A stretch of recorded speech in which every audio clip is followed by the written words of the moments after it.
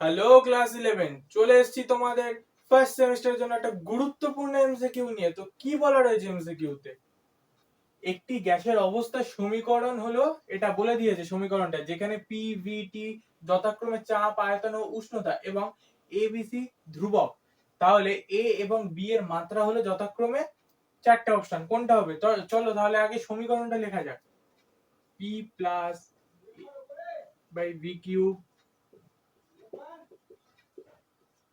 Equal to CT. তাহলে এই সমীকরণ রয়েছে, তাহলে এখান থেকে এ আর বি এর মাত্রা নির্ণয় করতে হবে। তাহলে এটা যেহেতু প্রিন্সিপাল অফ হোমোজেনিটি, তাহলে আমরা লিখতে পারি P is equal to A by V cube, এটা এ এর জন্য, আর ভি এর জন্য V is equal to B square, V is equal to B square. তাহলে পি মানে চাপ, চাপের মাত্রা আমরা কি জানি? M L inverse 1 T inverse 2 is equal to A by V cube. তাহলে ভি কিউব, ভি এর জন্য আমরা জানি এল কিউব হয়, তাহলে আরো 3 মানে 3 তিরিকে 9।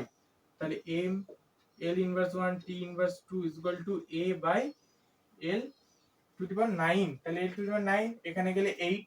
তাহলে এ ইজ ইকুয়াল টু কি লিখতে পারি? M L to the power 8 T inverse 2। তাহলে এটা হলো এ এর জন্য। এবার বি কি? বি ভলিউম মানে আয়তন, আয়তনে আমরা কি জানি? L cube is equal to B square. তাহলে বি মানে আমরা কি জানি? এল 3/2। এটা হচ্ছে বি এর। তাহলে বেরিয়ে গেল এ বি চেয়েছে, তাহলে কোন অপশনটা? Option number A.